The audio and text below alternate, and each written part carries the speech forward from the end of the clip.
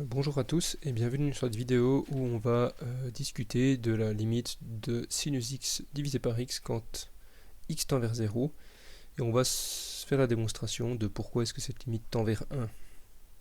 Si on regarde le graphe de sin x sur x, on se rend compte effectivement, la fonction à l'évidence tend vers 0 à l'infini puisqu'on divise sinus par une valeur très grande.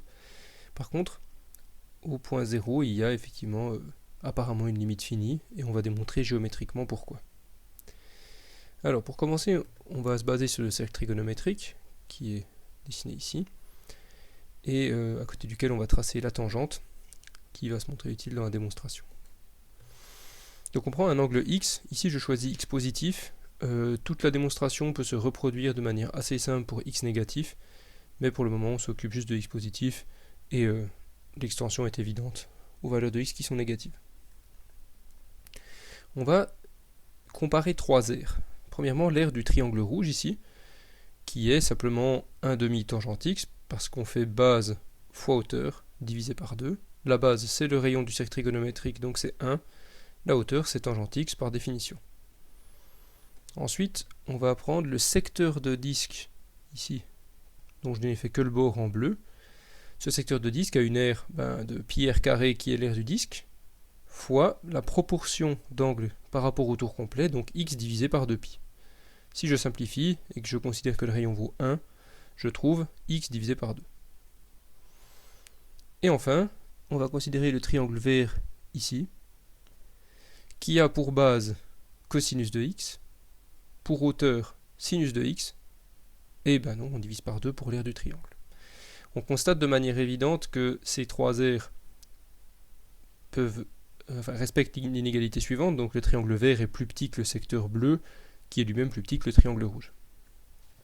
Du coup, si on fait abstraction des demi qu'on trouve ici, là et là, tout étant divisé par 2, on peut tous les enlever, on trouve la chaîne d'inégalité suivante, donc sin x cos x pour le triangle vert, x pour le secteur bleu, et tangente x pour le triangle rouge. Tangente x, on rappelle, est égal à sinus divisé par cosinus. Du coup, on va essayer d'extraire une expression pour sin x sur x dans cette inéquation. Alors la première étape, c'est de diviser par sinus x. On rappelle ici, puisqu'on a pris x positif, sinus x est aussi positif. Comme j'ai dit, cette démonstration peut tout à fait s'adapter à des x négatifs, mais nous n'en parlerons pas dans cette vidéo. Du coup, en divisant par sinus x, on a cosinus de x qui est plus petit ou égal à x divisé par sin x, lui-même plus petit ou égal à 1 sur cos x. Du coup, l'astuce ici, ça va être maintenant de retourner toute l'inégalité. Donc on retourne le tout, on change l'ordre des signes. Donc le cosinus est plus grand ou égal à sin x sur x, qui est lui-même plus grand ou égal à 1 sur cos x. On a pratiquement fini le travail. Tout ce qui nous reste à faire, c'est prendre la limite quand x tend vers 0, puisque c'est ça qui nous intéresse au départ. Quand x tend vers 0, le cosinus de x tend vers 1, et donc du coup, 1 sur cos x tend également vers 1.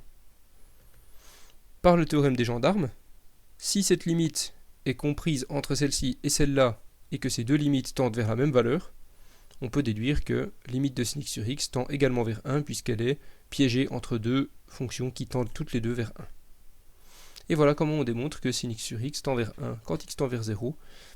C'est un théorème qu'il est important de connaître dans le travail sur les dérivées, notamment quand on se pose la question de la dérivée des fonctions trigonométriques. Voilà, j'espère que cette vidéo vous aura été utile, et je vous retrouve dans une prochaine vidéo.